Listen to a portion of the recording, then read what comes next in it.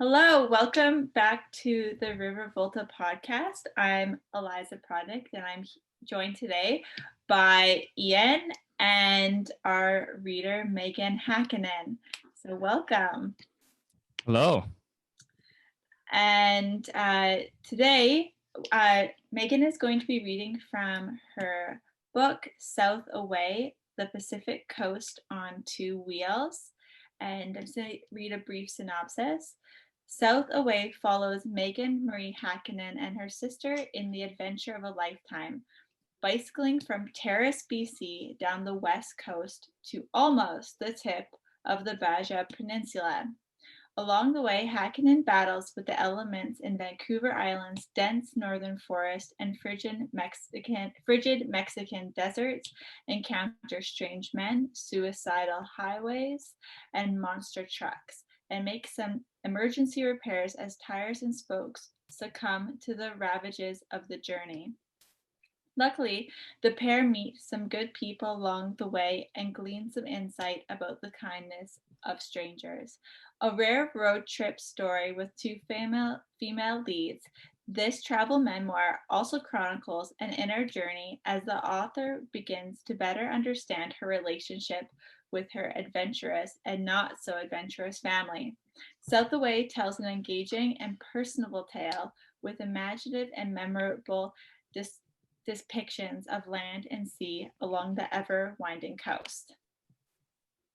So I think me and Ian are both really excited to hear you read a synopsis of the book today. I think one question that we both had was, why Paris to Baja? Like, what specifically drove that decision?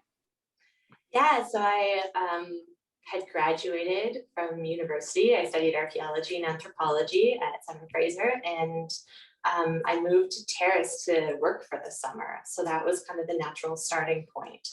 And I never really explored the Pacific coast despite growing up in Surrey and Vancouver.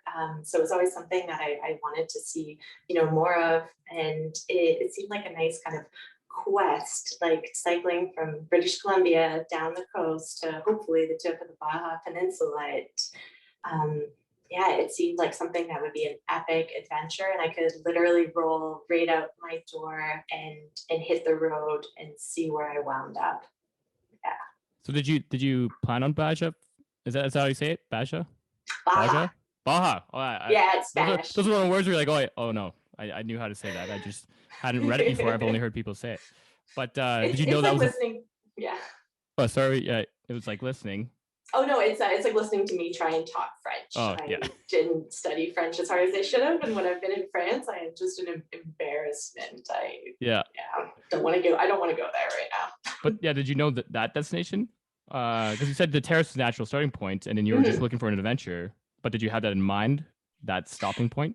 Yes. So the imagined stopping point was the end of the peninsula, and that way we would do kind of the whole coast to where like the pavement literally ran out.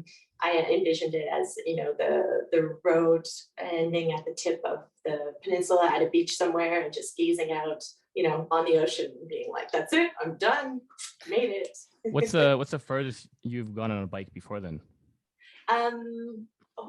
Not so far. I had done a couple overnight camping trips, and I had cycled from Terrace to Kitimat, which is about 60 kilometers each way. I did that in a day. And that felt pretty epic. It was like 120 kilometers. And I was, I think I slept for 40 hours afterwards. How long did you sleep after this then? Like a few years? She just woke up. Yeah. Yeah, really. I came back around Christmas time. So I had a couple weeks of like leisure and relaxation before I had to, find a job and get back into the mix. Another thing we were both wondering, because I googled the on maps, like I just put them both in because I was curious how far that was. But you said in your I think it was a prologue or prelogue. I think prologue. Yeah. You had said it's over 6,000 kilometers, but then the Google Maps was 4,400. So how did you choose your route? So in BC, I kind of I wanted to do a road I'd never driven or cycled before. So I drove a road to Prince Rupert, and then I rode all around Haida Gwaii. So that's kind of off the coast of Prince Rupert. So that added extra, a few hundred kilometers. And then I took the ferry to Vancouver Island, cycled down Vancouver Island. And then there's this book called Cycling the Pacific Coast, and it's kind of this guidebook to cycling the Pacific Coast Highway. And it's a really great guide. It includes a lot of camping opportunities, places where you can get resources, and it tells you where you can't get any food. So it's like, don't stop here, or don't plan on stopping here if you're hungry, because you gotta keep moving. So trying to stay on the more scenic byways and avoid the busier, like I-5 and busier highways, and then getting lost, I think accounted for a lot of extra mileage. Yeah, getting lost in detours. I think the trip ended up being around 5,700 kilometers because we didn't actually make it to the tip of Baja. Right. So. How were you guys tracking that? We weren't. Oh, you weren't. You just kind of we weren't. figured it out after. I mean, because you probably thought a lot about it writing the memoir, so you probably wanted to track your where you went and figure that all out. Yeah. Going back, I spent a lot of time, like you did, looking on Google Maps and Google Earth, and I used a lot of not screen view, where you can like sit and put your little character on the road and Street view. Street view.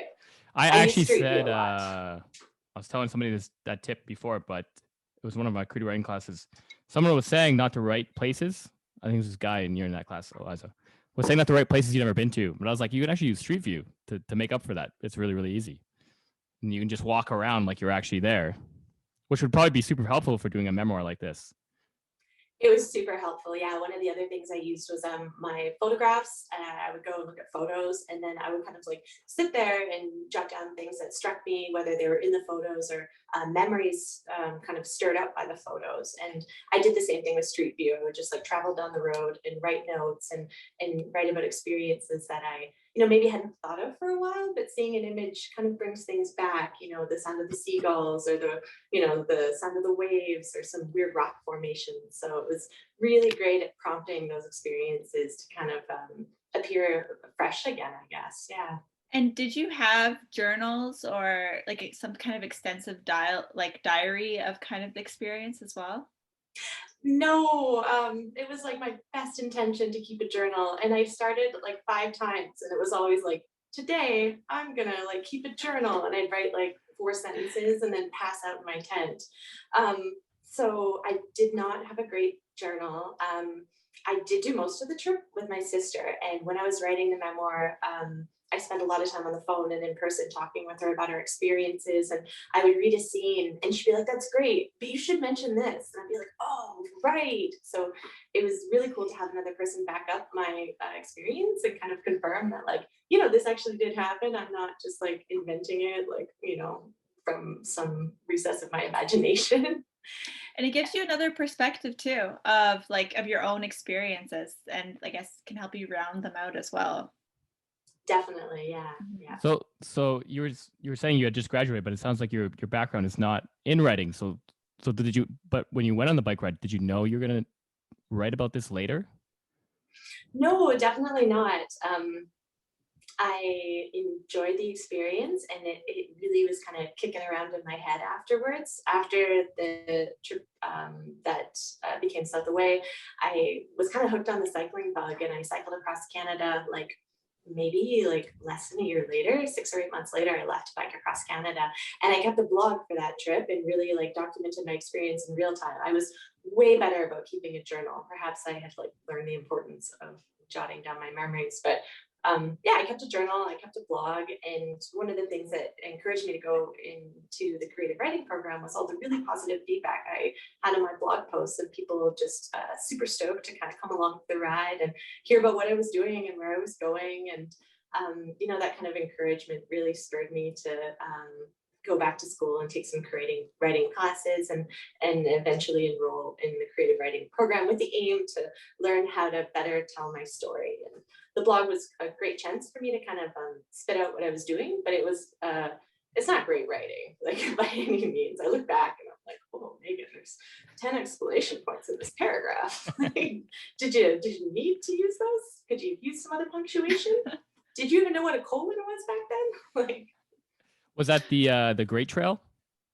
no, it wasn't, although that sounds like an epic adventure. I stuck mostly to the Trans-Canada Highway, and I didn't have a smartphone, so I stayed on busier roads because they're obvious, I guess. If I did it again, I would use some better navigation and kind of pick quieter roads, but at the time I was just picking up maps and following the route. So What was the difference in like the two journeys? And since you wrote this one down, the second one that you actually didn't make a book out of, right? Like the across Canada, and then this one you had to go back. So what was, like, even in your memory now, is there a distinct difference?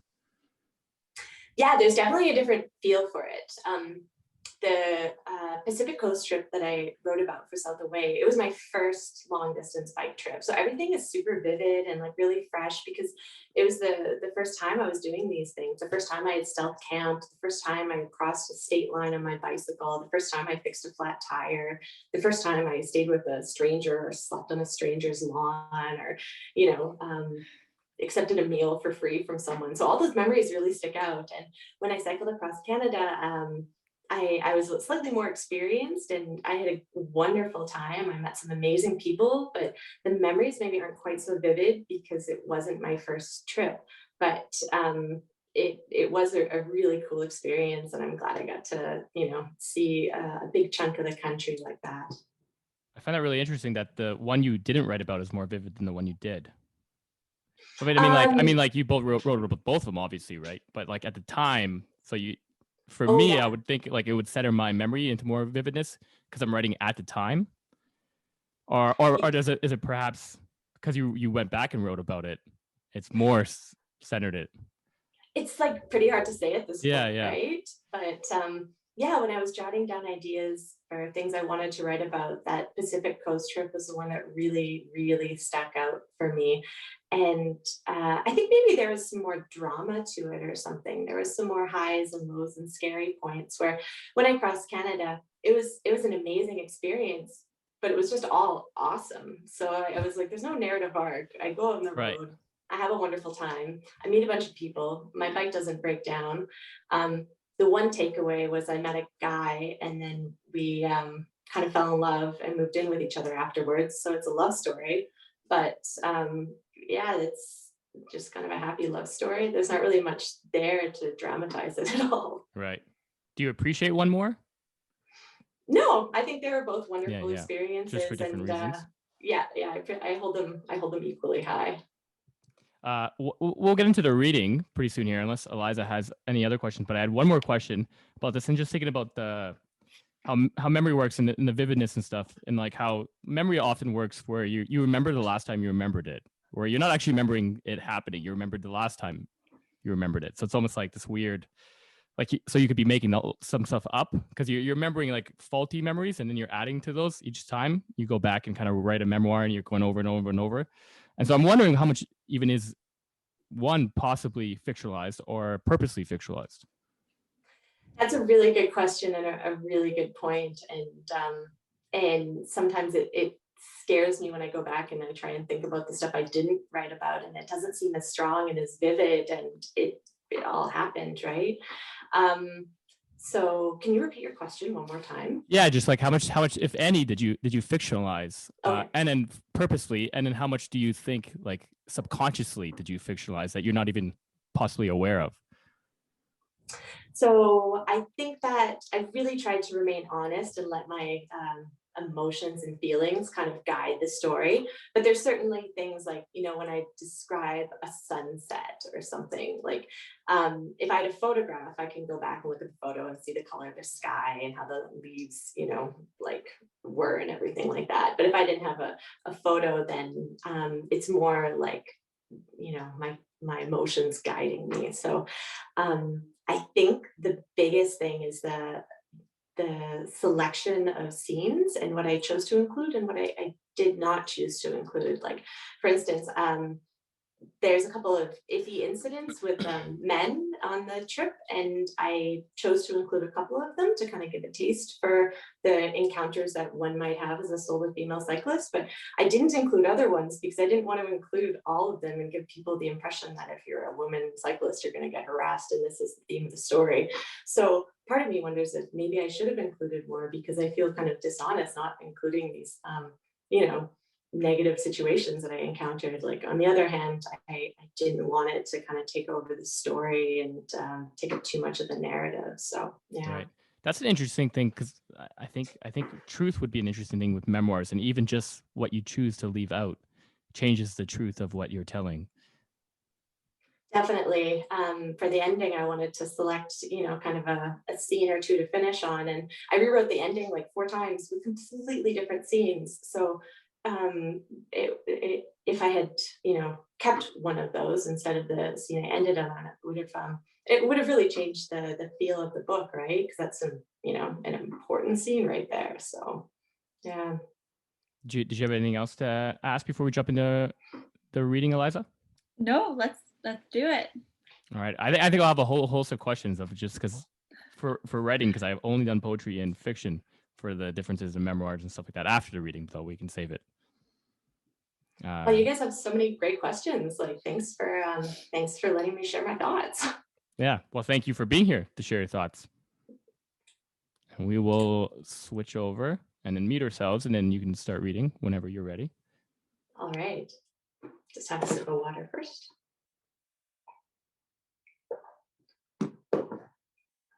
So I'm going to read from chapter 5, and it's called On the Cheap, Port Angeles to Ilwaco, Washington. Alicia and I roll our bicycles off the MV Coho Ferry, Port Angeles, Washington. We stand at the end of the dock, grounding ourselves in a new country, awed by this port town carved into the evergreen base of the Olympic Mountains. Moisture hangs like clotheslines of linen between brick buildings bearing washed-out business names. We need groceries, bagels, cream cheese, trail mix. We also need to attach Alicia's fenders to her bike frame. She purchased the fenders at Mountain Equipment Co-op, NEC, in Victoria, but realized as we were attempting to affix them that we didn't have the right multi-tool. In the end, we dashed off to catch the ferry with the pair of fenders bungeed to her back rack. From the Port Angeles docks, we ride out in search of a bicycle shop that will lend us a wrench. It doesn't take long to track down a shop, and thankfully, they're happy to help out a couple of touring cyclists. Armed with the correct tool for the job and confident in my success after replacing a spoke in Duncan, Alicia and I secure the fenders. Where are you headed? Asks the shop mechanic. Down the coast, replies Alicia. Highway 101 to Baja, California. Better hurry. He cocks his chin toward the shop windows. It's going to get real wet real fast. I don't know if he's referring to today's weather or the long-term forecast, but by the time we finish our shopping trip to Safeway, the mist outside has begun purling into droplets. I pull on my jacket, but decide against rain pants. The drizzle might not keep up, and I'll overheat in a flash if I'm packaged in Gore-Tex. Alicia zips up her rain jacket, wraps a coral red bandana around her head. Then a barrel-chested man with a dwarfish beard, Levi's, and work boots strolls over to ask if we're armed with a gun. No, I say. Should we be? It's your life, he says, glancing once more at our bikes before sweeping through the automatic doors. During our time in America, we'd be asked variations of this question time and time again. Do you have a gun? At first, I wondered if these people were serious. No one in Canada had inquired about firearms. After a while, I realized that it wasn't a joke, but a rather not so subtle admonition. You realize what you girls are doing isn't safe, right? Risking your life out there on the highway through God knows where. These conversations left me shaky, as if someone had dumped a sack of oranges, and now I could feel them knocking around in my stomach. But they never caused me to reconsider, only reinforced my stubbornness, fueled my desire to take on the open road more than ever. We huff uphill out of Port Angeles. Bare deciduous trees appear as spindly sidekicks alongside high and lofty Douglas firs. Alicia rides behind, her gusty inhalations a welcome reminder that I'm no longer alone. Just before Highway 101 steers into Olympic wilderness, we pull over to raid an apple tree beside a cottage, seemingly abandoned, our legs slick from wading through knee-high grass. While we chomp through our apple bounty, the rain amps up, the sudden surge of droplets rising to a torrent. I decide that it's time to retrieve my rain pants and gloves while Alicia pedals on in board shorts layered over spandex. I didn't buy rain pants, she says, didn't think I'd need them. Besides, it's not cold. She's right, it's not, but whenever a passing pickup truck kicks brown surf from the roadway, I'm glad to be at least partially shielded. I've begun to wonder, what exactly did she pack? From what I've seen, her wardrobe is stacked with shawls and peasant skirts. The back to nature ethos of the eco-village where she had been living may have rubbed off a bit too much. Sure, she managed the summer in a treehouse, but we're into autumn now. The weather is going to deteriorate by the day, at least until we reach sunny California. I hope she knows what we're in for. The two-lane highway slugs through timbered foothills, roadside maples dropping yellow-green leaves. Like the north end of Vancouver Island, these backwoods remain closed, dense and thick with mystery, the menace of the wild. Already I'm anxious for the Pacific, our time near the briny harbors of Port Angeles and Victoria, too brief. Much of it spent dealing with trip practicalities, bike stuff. Let's sing, Alicia says. Her helmet cascades rain. It helped pass the time when we were weeding the greens at the eco-village.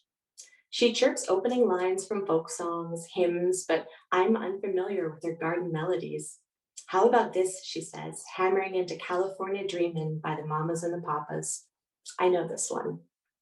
We belt it out together, approximating the verses, looping the chorus again and again until I slip into a slopping wet trance, breathless, unaware of how much time has passed. I look up as we cycle by Lake Sutherland, a slipper-shaped lake. Fairy tale cabins and docks ascend from the lakeshore. Fog threads hillside treetops. The shower has eased to a tiptoeing sprinkle. Alicia and I roll on for another hour to camp in the forest bordering Lake Crescent, hauling our bicycles over the highway barricade and trudging through ferns like Jurassic explorers. Under the canopy, moisture drips from everything. I pretend that clambering through untamed wilderness is completely natural, though the truth is, I've only camped in provincial rec sites since we parted ways with Jeremy, and I haven't mentioned those sleepless nights to Alicia. Let's wait until it gets darker to set up, I say. A flat patch between Salal and Deadfault should just fit the length of our two-person tent. Alicia agrees. Stealth camping 101. If we do this right, no one will know we are here. Down by the lake, we roll out the camouflage tarp so we have a dry seat to cook dinner. Sunset clouds stained Easter egg pink and mauve whisk overhead. Alicia pulls out her spice kit and hands me the onions, garlic, and bok choy from the food bag. I dice while she collects a pot of lake water. We should pick up pepper spray, I say. It's legal here, and I've been thinking about our encounter outside Safeway. I gave up the bear spray in Victoria, paranoid that US border officials would confiscate it. Alicia nods, and the two of us go on cooking in silence. I wonder if she is thinking, like I am, yet again, about the death of Tammy Lynn Cordone. What makes a place safe or unsafe? A month on my bicycle, and I'm still struggling to pin down that distinction. Distance to an urban center, proximity to the highway, and ease of access are factors, but I wish there was a formula, an equation, to determine statistical safety. Cordone was killed in Lighthouse Park, a popular regional park not far from the Sea to Sky Highway in West Vancouver, one of British Columbia's most affluent neighborhoods. How safe are Alicia and I here, tucked out of sight in lakeshore bushes? And how much damage would pepper spray actually inflict? Chances are I'm more likely to fire my own eyes into a teary capsicum burn than impede an attacker. I could practice, learn to aim the canister downwards, rehearse the eye jabs and well-aimed testicle kicks of women's self-defense classes. But I know I won't.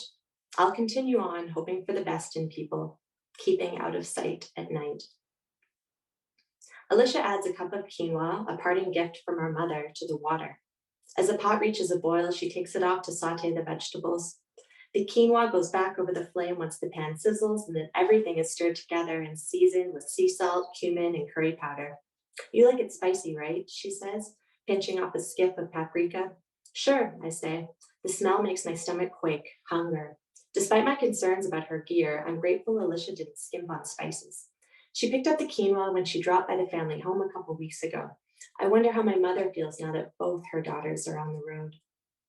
Soon, we'll be dining like hobo royalty from a pair of crackle blue enamel bowls. Water licks the shore, wave after tinkling wave. Feathered conifers grope towards a darkening sky, but I remain calm. Alicia's presence lends a security that I've been missing on my own. During lulls in traffic, it's easy to forget how near the highway is. Night one of free camping in America, I say, then add, Grandma Hackinen will be proud.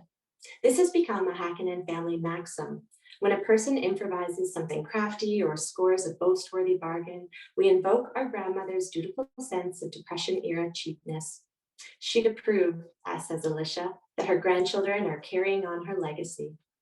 With Grandma Hackinen, nothing went in the trash. Drawers swam with plastic bread bag clips, elastic bands, and those realtor notepads you receive in the mail. Coupons sorted by expiry date obscured the coffee table's pencil-scored patina. Our grandmother saved glass jars and buttons and patched up all our threadbare stuffed animals. It wasn't until she was really old, mine lost to the dream fog of advanced dementia, that she no longer agonized over money. I hadn't realized how poorly financed the two of us were until we stepped aboard the ferry from Victoria 12 hours ago. From the upper deck of the MV Coho, we looked back to the harbor, sailboats swan-like in the distance, and the provincial legislature's blue-green copper cupolas disappearing from view as our vessel rounded Laurel Point. We'd gone through US Customs at the ferry terminal prior to setting sail. While we were granted entry without a hitch, Alicia and I discovered on board that each of us had lied about how much money we had. What did you tell them? I asked my sister. The two of us sat on a dull metal storage trunk for life vests, our backs to the dining room windows to keep out the wind. I told them I had a few grand, she said, which is technically true. I have a credit card. But how much do you actually have? We hadn't talked about money since last March, back when we were optimistically planning how much we could accumulate over a summer of hard work and prudent savings. $600, she says. Her words took some time to reach me, like a set of those slow-heaving rollers washing towards shore. How can you only have $600? I asked.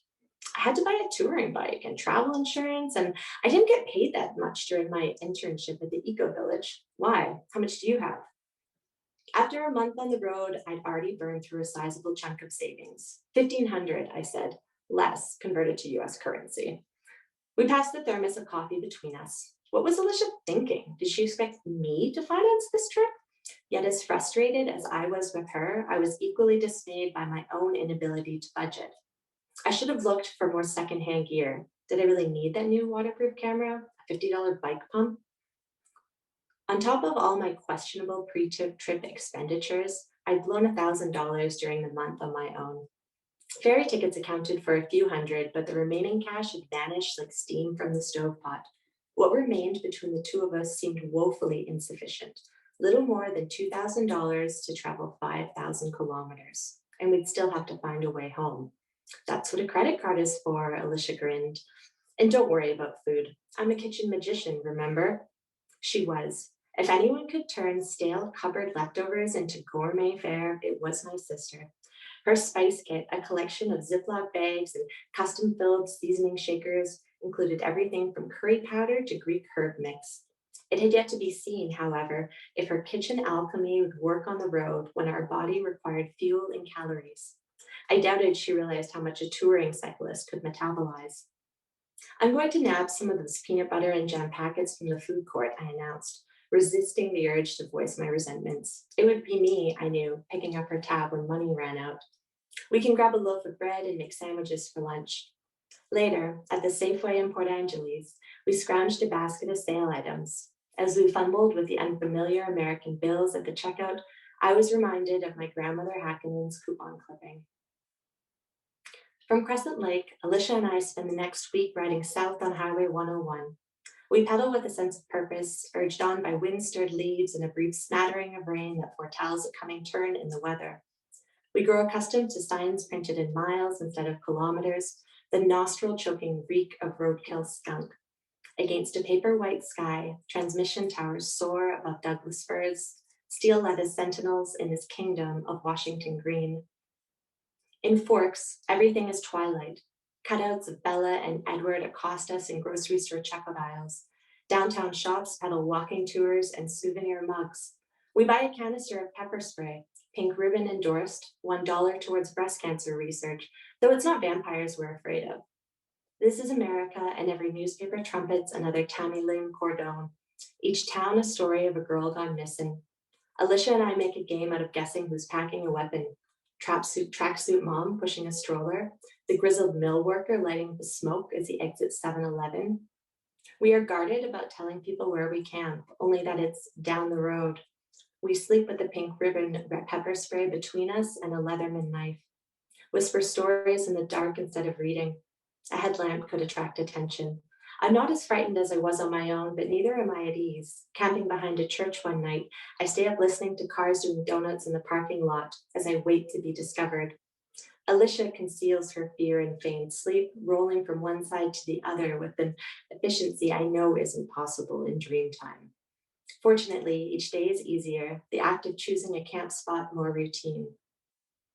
Alicia doesn't complain, but I know she must be sore. I saw her rubbed bra in her thighs when we were changing into our cycle shorts. She hasn't kept up her usual rise and shine Ashtanga yoga practice either. She'd only bought her bike, a yellow-green Da Vinci cyclocross with drop handlebars that she's dubbed Mrs. Bicycle, a week before I met up with her. Like me, Alicia wears sneakers instead of cycle cleats, doesn't use clip-in shoes or toe baskets. Unlike me, Alicia hasn't trained at all. Although I remind myself that a summer engaged in physical work, days rolled into weeks of wheelbarrowing, manure, and terracing the garden slope must count for something. I tried to be nice, be the one to call for breaks so she doesn't have to admit weakness. Sometimes it feels strange. As kids, I was always the nasty one, the brat who needed approval, needed to be acknowledged as good and thin and smart and special.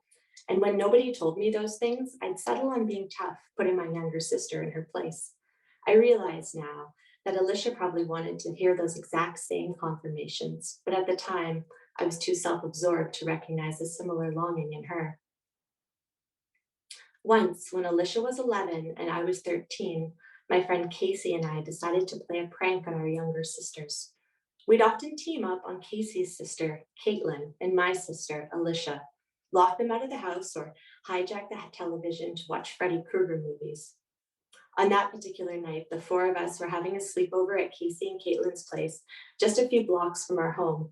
While Alicia and Caitlin slept, Casey and I decided to sneak into their room and scribble nasty things all over them. I'm not sure if this was my idea or Casey's. It could have been mine, but I feel like Casey was the one who made certain we carried through. "You're not going to chicken out, are you?" she had said when I hesitated outside of Caitlin's bedroom door. Our sisters were obsessed with dress up and makeup, still young enough to play unselfconsciously. By that point, Casey and I had passed some threshold. We had pimples, wore bras, read 17, talked about older boys and what sex might be like. That night, Alicia and Caitlin had gone to sleep in full makeup, dressed in Casey's mom's old negligees, bras stuffed with socks and lace panties, bobby pinned to stay on their hips. "We need to teach them a lesson," Casey had said. I can't remember what that lesson might have been. Perhaps we were expressing our own fears about becoming adult women. We took 2 Sharpies, one blue, one black, left Caitlin's door open a crack so we could see with the light from the hall and snuck in on our hands and knees. Breath held as we scratched an arsenal of insults across our sister's exposed flesh. Ugly, slut, fat, bitch. I crawled back to the hallway, poured a glass of water in the kitchen with shaky hands. Then I padded back to Casey's room and slipped under the covers beside her, stomach churning. The next morning, I left before even Casey's parents were up. When Alicia came home, I could see the bruised-looking skin from where the words had been. She didn't say anything. I'd secretly hoped that Alicia would blame Casey. For all my teasing, surely she wouldn't believe that I, her only sister, was cruel enough to vandalize her sleeping body. But she had to know. We leave forks along the Bobachil River, bursting through the coast at Ruby Beach. The beaches of the Olympic Peninsula are incredible, a wild collision where rainforest-topped cliffs meet reckless surf. Rocky peaks rise mythically from the waves and gulls rule the skies. "Let's sit up here," I say, as we labor Mrs. Bicycle and Blue Steel through the sand until we're far enough from the park entrance so no one will bother us. It's the perfect spot, just us and the resounding surf and a giant boulder to lean our bikes against. But by midnight, the surge has crept too close for comfort, and we lug everything to higher ground in a half-moon haze. With our tent snug against a driftwood jam at the base of a cliff, the two of us fall right back to sleep. From Ruby Beach, we wind along bluffs overlooking the Pacific until Highway 101 knifes inland toward the Quinault rainforest. There, we bike between behemoths, grandfatherly Sitka spruce and western hemlock, moss suspended from every branch. If it weren't for the pavement, I could be tricked into thinking I'm back on the northernmost roads of Haida Gwaii. After skirting the shores of glacier-carved Lake Quinault, we ride south in search of a free forestry campground known as Promised Land. But as the sky reels to black, Alicia and I pull off into a woodlot of Christmas-sized trees that we decorate with still damp, sink-washed underwear. A tent pole snaps while we're making camp. Shit, I say, get the duct tape. We try to brace the severed pole with duct tape and a twig, but it doesn't hold. Instead, we roll out the tarp and hope for clear skies, stay up late under starlight. Do you miss the eco-village, I ask? Yes, she says. I wasn't sure leaving was the right thing to do. I felt at home there. So you were going to stay? I pluck the end of a pine branch from a nearby tree, tug needles from the stem, each slick against my fingertips. No, well, probably not, she says. When I bought Mrs. Bicycle, I knew I'd committed. That was less than 2 weeks ago. Hold up, I say. You seriously debated not coming? Yes, she says. Blood fills my head in throbbing bursts. I can't believe what she's saying. My snap reflex is anger, every cell seized by the still unvanquished adolescent rage. But almost immediately it shifts to sadness, guilt for acts committed over a decade ago. I didn't know whether to say or go, she continues. I knew my internship would be ending, but I was offered the option to stay if I wanted to. I felt like there was just so much I could learn still, she says, conviction ringing in her voice. In the end, I decided that leaving was for the best. Fall was approaching and the changing of seasons seems like a time to migrate. I continue tearing off pine needles. Breathe out. Don't say anything stupid. A mouthful of spite could send her back to the eco-village. Think you made the right decision? I ask. Yes, she says. I just wish we were meeting people, you know? I had this image in my head, you and me breezing down the highway, wild shenanigans, making new friends, and swapping stories with memorable strangers. I know exactly how she feels. Sometimes it seems as though Alicia and I could be invisible. Other times I realize how out of place we are in these working class Pacific Northwest towns. We've been ghosting through with barely a hello or a goodbye. With Jeremy on Haida Gwaii, I'd done more, seen more. Now it's as though we're solely devoted to moving, grazing the fringes as we steal sleep on beaches and scrub our dishes in restroom sinks. The two of us at the mercy of everything from rainfall to traffic to the random people we encounter. The deteriorating weather is partially to blame for our haste, but regardless, I too had hoped to experience something other than roadside trees and grocery stores. It doesn't help that there are no couch surfing hosts on the coast until we hit Oregon, or that there's no money for campground or hostels in our budget. Let's try spending more time around towns, I suggest. See who we meet. Sounds good, she says. It's not like we're going to meet any friends out in the bush. The next morning, we reached the fabled Promised Land recreation area to find ATV tracks skidding through mud and trash barrels with empties towering higher than huckleberry bushes. The outhouse, tracked with shit and toilet paper, housed a thriving black fly population. If this is the Promised Land, I sure don't want to see hell. I'm grateful we camped in a timber lot after all. Neither of us mentions our conversation from the night before, but Alicia's admission about her indecision, my fear that she'd secretly rather be someplace else, is inescapable. I want to bridge the guilt, but I'm afraid bringing up the past, if only to make amends for the Sharpie incident, risks slicing open old wounds, and we can't afford discord right now. So I stay quiet, say nothing, concentrate on making perfectly fluid pedal strokes as we leave the Promised Land.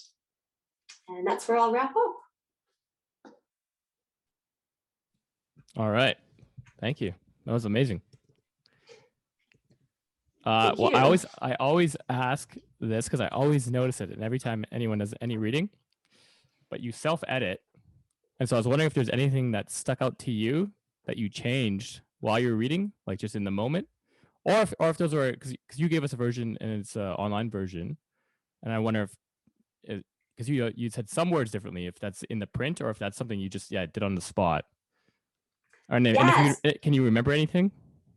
there was a couple of hiccups in there, mistakes, and then when you make a mistake, you got to correct it and try and be seamless as possible. And there's a couple things I did change, and I hope that if my manuscript is printed again, I can make a few small changes. So there's one where I think I say money, or I say currency, but I had written money, and I was like, currency is a better word than money. I've already said money 4 times on this page. And there was another instance right at the beginning when I added a few more words about the eco village, because I think I referenced it in the book as the village, because this is something that's already been introduced in the text. I'd already gone to the eco village. I'd met my sister. I'd, taken her away from all those lovely hippies and their rosemary scented gowns, and brought her along with me. So I didn't I didn't need to refer to it as anything more than the village in the text, but I wanted to add a couple words so that you guys have an idea of, that it wasn't an actual, well, I guess it is an actual village, but it's the eco village.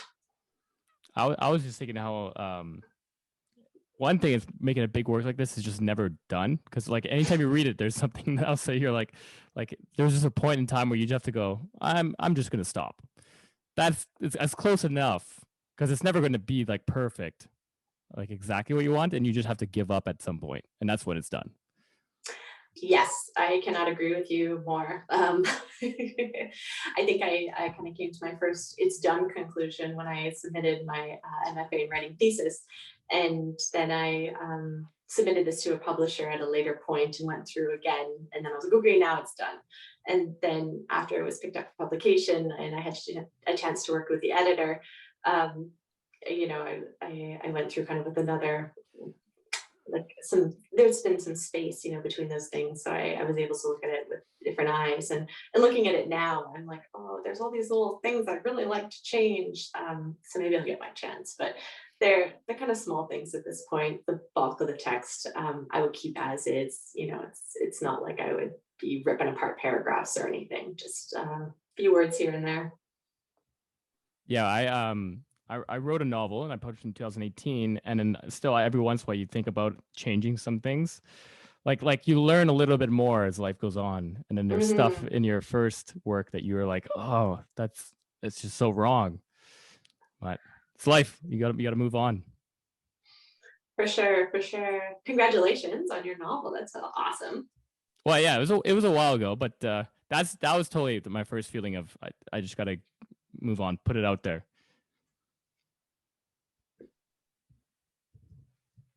I have a question about your sister, because it's crazy that she didn't train. Yeah, I was shocked, I'll tell you that. Yeah. Yeah, we both have a really strong athletic background. We played on the same rugby team in high school. So we're from a background of full contact, rough and tumble sports. And she's a very strong, hearty individual. The fact that she didn't train kind of had to do more with the fact that she was so busy being involved in the maintenance and operation of the eco village.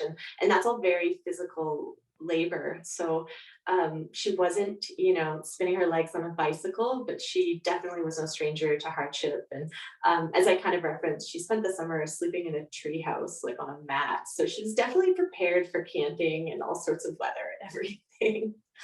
So she was very active. She just wasn't doing like specific bike training.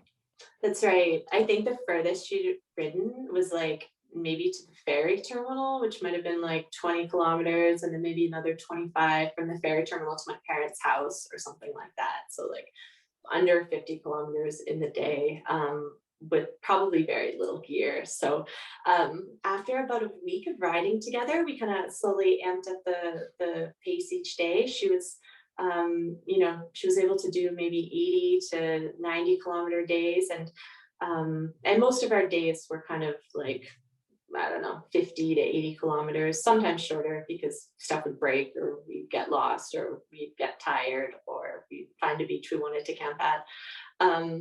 But I was really impressed with how quick she adapted to the challenge, because I had spent my summer training and cycling and doing a lot of great road rides in northern British Columbia. So we definitely approached it from two different angles, but they both worked.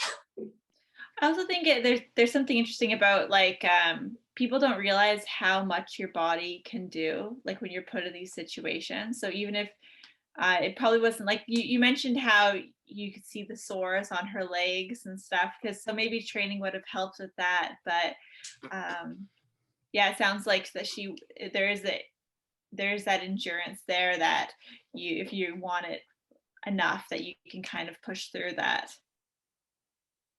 I think that's a really good point. I think that, it's a quote that I've heard in spin classes, you're stronger than you think you are. And Yeah. it's super cheesy, but I think it's very true. So there's certain things that can kind of stop you in your tracks, like a catastrophic bike failure, or, if you have a really bad bike fit, it might start to make you crazy. But often if you can make some small adjustments and kind of, help make things work for you, you can really go a lot farther than you imagined, especially if that's your job. Your job is to bike, it's not to go to work, not to go to school. All you gotta do is put on miles. So it is possible. Yeah. What is that? Yeah. Go ahead, Aliza. I know I kind of resonate with that kind of, I don't know, that yeah, just kind of going with it. I do a lot of backcountry backpacking. So like the same idea, cool. like the backpack, the shoes are kind of like your bike, and you're always having to like make those adjustments and kind of like compensate and go with the flow. There's always those kind of like adventures, but that's kind of like what creates that excitement as well. Have you read Cheryl Strayed's Wild? I have, yes. Yeah. I've only seen the movie. I like the movie. Yeah. The book is great, but I like Reese Witherspoon in the movie. I think she's a good portrayal of the author narrator. Your quote made me think of another book, but it's have you heard of David Goggins? Yes. Yeah, he's got his like 90% rule, where it's like your body gives up after like 10% like of effort, and then you have like your body can go 90% more, but it'll give up way before, or at least your brain will give up and tell you to stop way before your actual body needs to. Yeah, I definitely relate to that sometimes, and I have gotten more involved in ultra endurance bike racing. So it's some of it is mind over matter, and being able to kind of mentally commit to the effort that you're doing, and that enables you to push on. And the second your mind gives up on something, your body seems to too. If I'm training a really hard effort on my indoor bike trainer, and I decide I can't do it 10 minutes in, like I'll fail 30 seconds later. But if I really can use some positive self-talk and say, you're strong, you can do this, Meaghan, then I usually make it through. And it might be kind of terrible, but I'll feel good afterwards and pat myself on the back. I really like the positive self-talk, because I was doing some long distance running for a bit, and I started telling myself like I like this suffering, and just that different mentality. Like when you switch from I like suffering, or I like this pain, or I want more of it, you're completely lying to yourself 100%. And you are, but if you're just saying the words, it's very effective. And I totally agree. I don't know why it is. It's very strange. It's just about changing that, like that paradigm, yeah, I always say that it, like these kind of endurance sports like running, biking, hiking, all these, it is really like 90%, I would say, mental, and about even if you have to lie to yourself, for sure. It's interesting, that connection between like how much you are the just the words you're saying in your head, because it's a lie, but you still resonate with them even though it's a lie. So you have like this metacognition of you're lying to yourself, but it's very effective. Yeah, it's pretty funny that way. Sometimes I smile to myself if I'm doing like a hard effort. I just like force myself to smile even as I'm panting, and I can feel it. Like I feel stronger. There's an uptick in my mood. And so for me, the other component is if I'm having fun, I perform better. So if I can like trick myself into having fun, even if I'm not, then I enjoy myself more. And those challenges are, they're more exciting than miserable, I guess is how I frame it. So yeah, it's about somehow flipping the script and just remembering that we are pretty privileged, lucky people to get to go out and do these things. And when I remember that, I usually start having more fun and like find that I perform better because of it. What do you think it's about these soul searching adventures that like so many people really desire? Because you had a really good interesting line in there, but like you were looking for something, but then you felt invisible. Like you weren't coming across this thing you were looking for, right? You thought you would have all these adventures, but it was more just like invisible, grueling work. At least at this part of the journey, right? Yeah. So Yeah, like you really picked. yeah, so what were you looking for? Or what was the soul searching thing you were looking for almost? I think I was looking at that point in the book for more human connection and imagining, kind of like a Jack Kerouac on the road sort of experience where you're meeting people and there's all this the memorable characters coming in and out of your life. And later in the book, when my sister and I reach California and we end up in Santa Cruz, we actually find some of that community we're really looking for. And it's kind of a wonderful moment because we've spent a lot of time by ourselves and we've had some human connections, but it just all falls into place, and it's kind of this thing that we've been searching for is now real. But I think that I think like I had a conversation with an ultra endurance cyclist, and he is a doctor and works a lot with death. He does palliative care, and he believes that in Western countries, our lives are actually relatively easy in terms of physical hardship and like grit. And he believes that he kind of does these challenges so he can experience some of that basic primal like survival stuff that we don't have to endure anymore. We don't have to hunt down our dinners, and we're not reliant on building a shelter before we go to bed warm and cozy at night. So he feels that some of these kind of ultra endurance endeavors are to kind of connect with that primal force of being. And he explained it better than I am, but I did feel like it resonated with me. Like there's something that's not so satisfying about things that come easily. And I definitely don't think our lives are easy. They're difficult in different ways for sure, and everybody's life is difficult in a different way. But I do think that for the most part, a lot of us have our daily needs taken care of, and that's definitely not everyone. That's me and my my small world. That's how I feel. But so I get the privilege of going out and searching for these challenging journeys to kind of uncover that. Yeah, there is a really interesting Western irony in searching for suffering. Yeah. Like such a ironic privilege to go search for suffering, but I think it's a very common thing that we all do experience it and desire in some way. I think that's something that comes with of working through a challenge, whatever that challenge is, whether it's like writing a book or successfully babysitting someone's kids without having them destroy the house, or going on a long bike packing or backpacking endeavor, and just being able to work through something that is challenging and overcome obstacles. And you learn something about yourself along the way, and it kind of happens organically. You don't know what you're going to learn, you don't know what you're going to discover, and something absolutely terrible could happen, and maybe you wish it didn't happen, but you will probably learn something from it. So one thing that I thought was really interesting in the excerpt that you read is there's this overarching theme of like fear, and I thought it was interesting in terms of like you bring up these situations about people asking about guns, or you touch on these elements of being unsafe, but you don't actually state like what is this threat. And I think that's a really necessarily state what is the threat. And I think that's really interesting because I wonder how many people's mind would like balance like that fear of maybe animals versus humans. Because I know when I'm out on the trail, for me the fear is usually other people, and that definitely threat. And I definitely resonated with you, like the sleeping with the knife, needing like I usually hike with bear spray regardless if there's a bears in the area. But if you could speak to that kind of safe versus these unsafe environments, that was really interesting.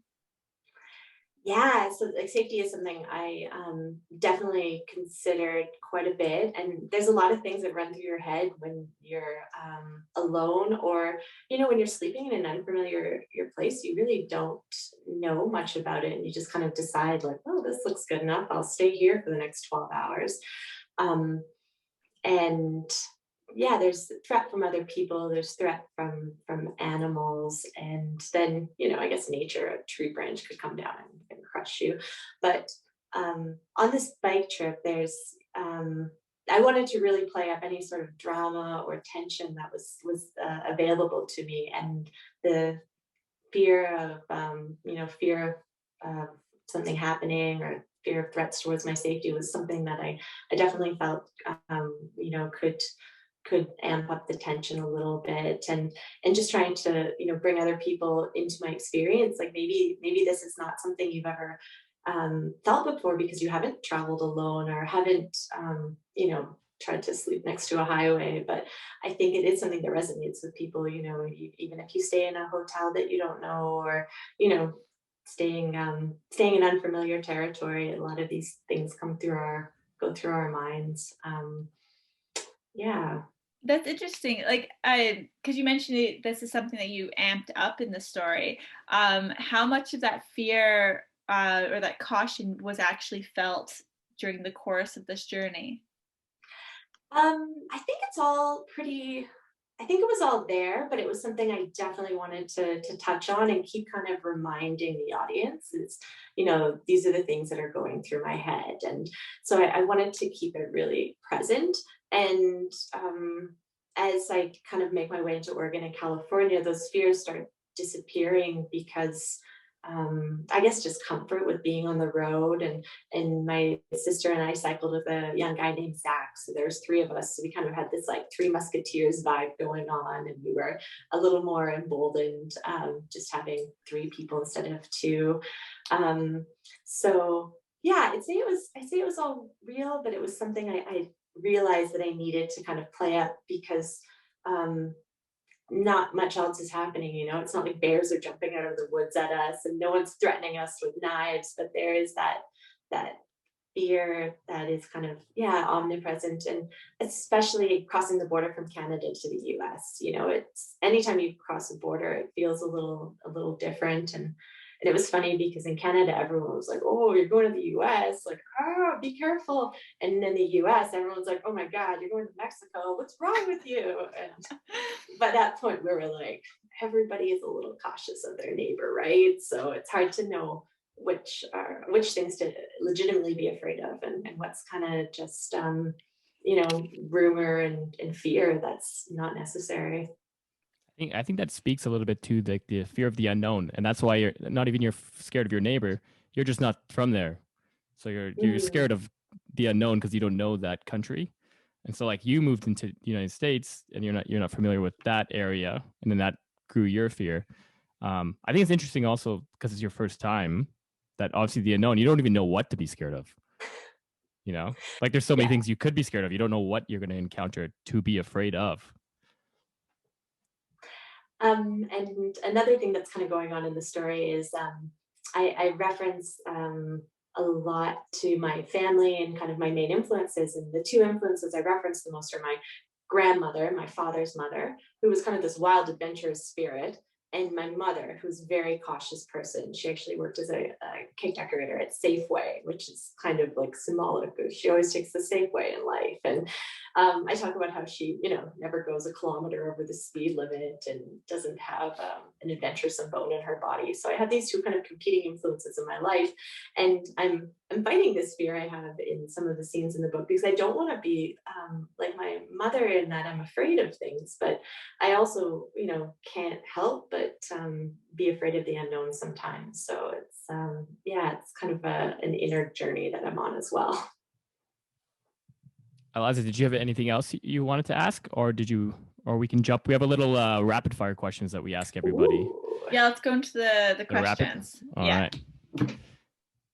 So yeah, these are you can just do short ones, but you could answer as long as you want or as short as you want. The questions are rapid fire. The answers don't have to be. All right. What time of day do you write?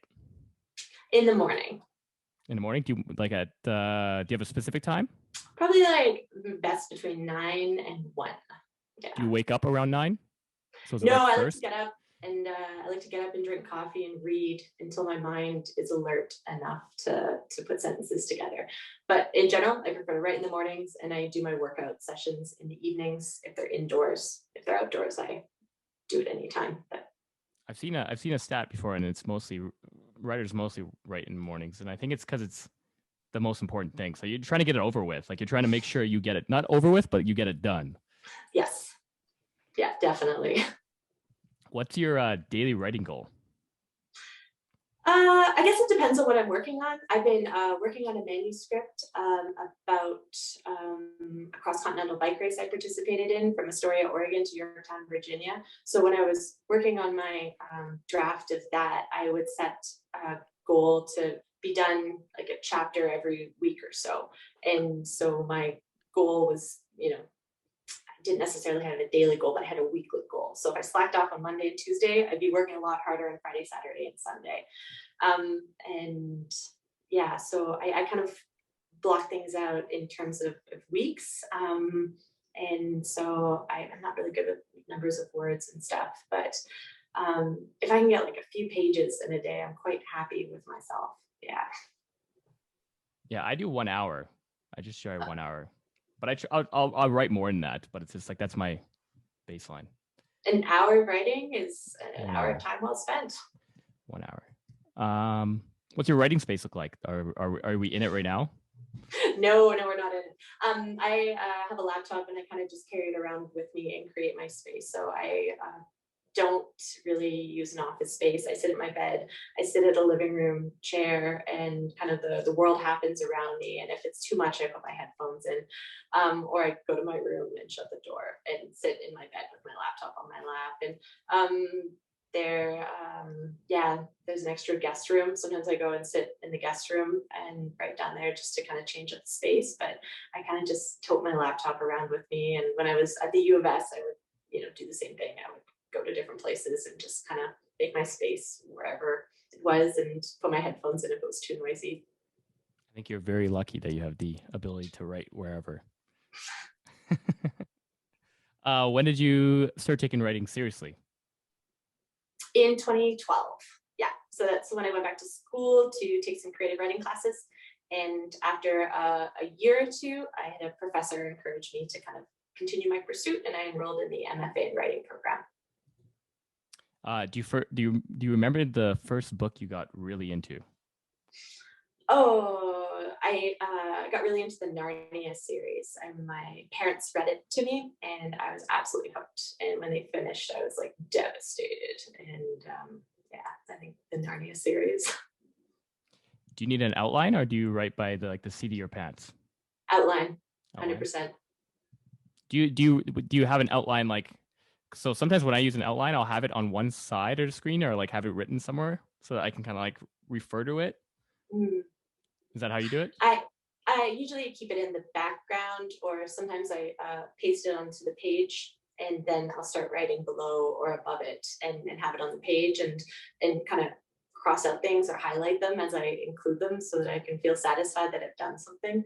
But if I don't have an outline, I don't really know what I'm saying. And I do practice free writing where I'll just write, but it's, something at kind of the beginning stages of the project I do. And it's just free writing. It's very satisfying, but I don't publish any of that. What are you reading right now?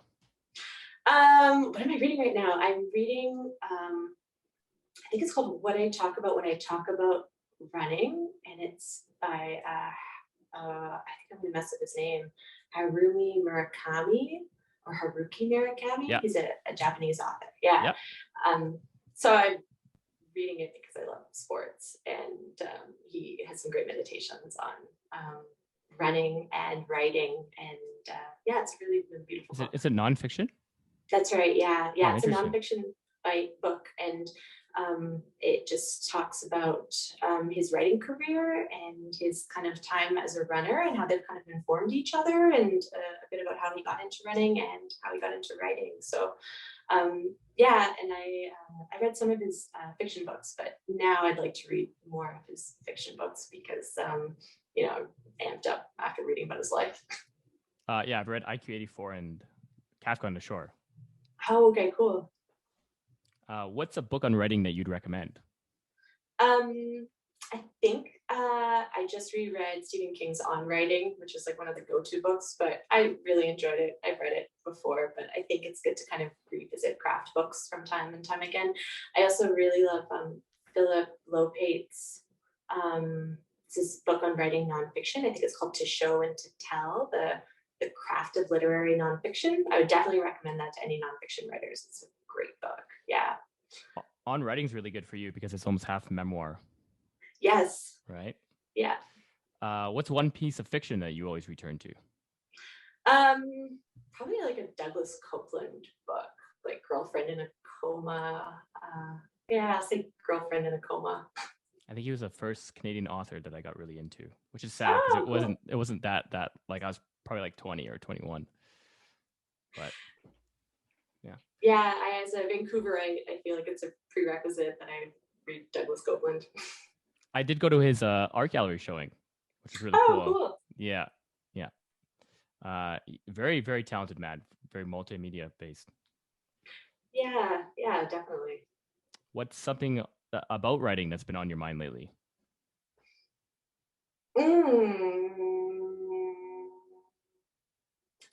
I think I've been thinking a lot about shaping nonfiction narratives because I've been at work on this other manuscript about the Trans Am, and when I first started working on it, I knew I wanted to tell the story, but as I knew I wanted to not just tell the story of a cross-continental bike race. I wanted to tell a story of my personal growth as well, and I wanted everything to be kind of interwoven and